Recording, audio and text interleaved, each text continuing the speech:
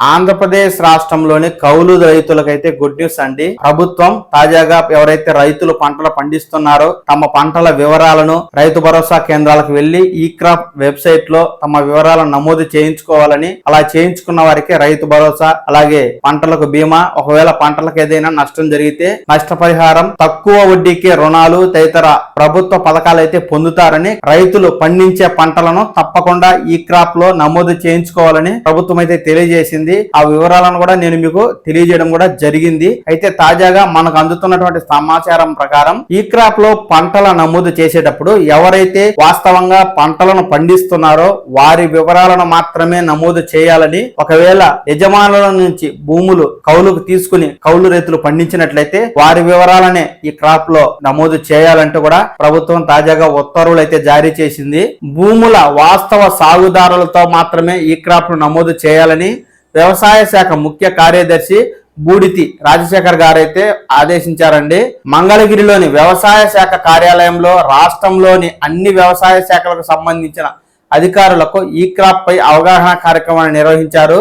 ఈ సందర్భంగా అధికారి గారు మాట్లాడుతూ ఈ క్రాప్ లో సాగు చేస్తున్న పంటల వివరాలను నమోదు చేసుకోవడం ద్వారా వారికి ప్రభుత్వం అందించే అన్ని వ్యవసాయ పథకాలకు అర్హులవుతారని, పంటల బీమా, వడ్డీ లేని రుణాలు, కొనుగోలు కేంద్రాల్లో పంటల ఉత్పత్తులకు అమ్మకాలు, ఇలా అన్ని అంశాలకు ఈ క్రాప్ ప్రామాణికమని, కౌలు కార్డులు పొందలేక సాగు చేస్తున్న వారిని క్షేత్రస్థాయిలో నిజ నిర్ధారణ చేసుకుని వారిని వాస్తవ సాగుదారుగా పరిగణించి నమోదు చేయాలని, ఈ కార్యక్రమంలో నిర్లక్ష్య వైఖరి ప్రదర్శించే వారిపై కఠిన చర్యలు తీసుకుంటామంటూ ఇక్కడ మనకు అధికారి గారు అయితే తెలియజేస్తున్నారు.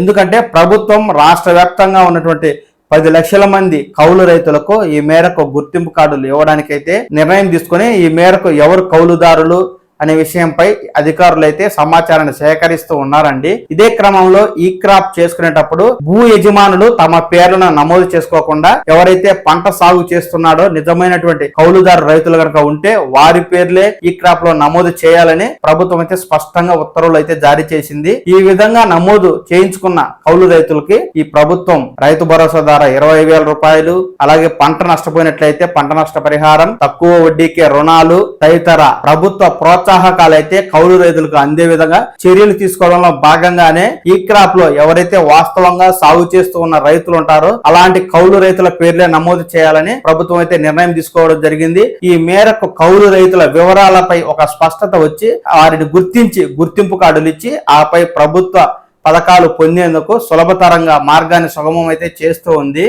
ఈ పంటల్లో సాగుదారుడి పేరు కౌలు రైతులకు ఎంతో ఉపయోగం అంటూ మనకు ఈనాడు పేపర్లో వార్త అయితే వచ్చిందండి. ఖరీఫ్ సీజన్ ఊపందుకున్న నేపథ్యంలో ఈ పంట నమోదు ప్రభుత్వం వేగవంతం చేసింది.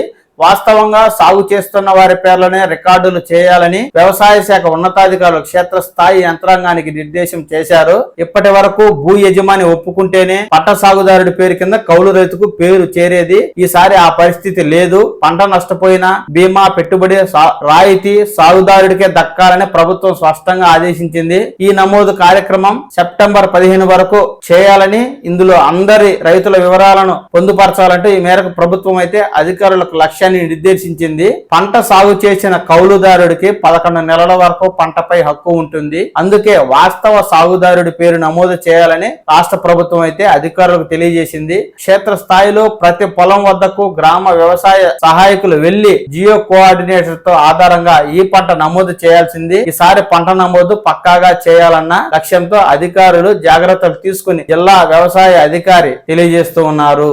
చూశారు కదా, ఎవరైతే భూ యజమానుల నుంచి భూములు తీసుకుని అది 2 ఎకరాలు కావచ్చు, 3 ఎకరాలు కావచ్చు, 5 ఎకరాలు కావచ్చు పంటలు సాగు చేస్తూ ఉన్నటువంటి కౌలు రైతులైతే మీరు పండించే పంటలకు ఈ క్రాప్ లో మీ పేరు నమోదు చేయించుకోవాలి. ఆ విధంగా చేయించుకున్నట్లయితే పంట నష్టపోతే పంట నష్ట పరిహారం, అలాగే పంటలకు తక్కువ వడ్డీకి రుణాలు, అలాగే కౌలు రైతుల గుర్తింపు కార్డు, ఆ మేరకు రైతు భరోసా పథకం ద్వారా ఏడాదికి 20,000 రూపాయల ఆర్థిక సహాయాన్ని అయితే కౌలు రైతులకు ఇవ్వడానికి ప్రభుత్వం నిర్ణయం తీసుకున్న నేపథ్యంలో ఎవరైతే కౌలు రైతులు ఉన్నారో అలాంటి వారు ఈ విషయాన్ని దృష్టిలో ఉంచుకొని మీరు ఈ క్రాప్ సమయంలో మీ పేరునే నమోదు చేయించుకోండి. అన్నదాత సుఖీభవ పథకం కావచ్చు, రైతులకు సంబంధించిన ఎలాంటి తాజా సమాచారం ప్రభుత్వం నుంచి ఉన్నది ఉన్నట్టుగా వెంటనే నేను మీకు తెలియజేస్తాను. ఈ సమాచారాన్ని మీరు మొబైల్ ఫోన్ ద్వారా చూసి తెలుసుకోవడం కోసం ఈ పవన్ టాక్స్ తెలుగు ఛానల్ ని లైక్ చేసి సబ్స్క్రైబ్ చేసుకోండి. నమస్కారం.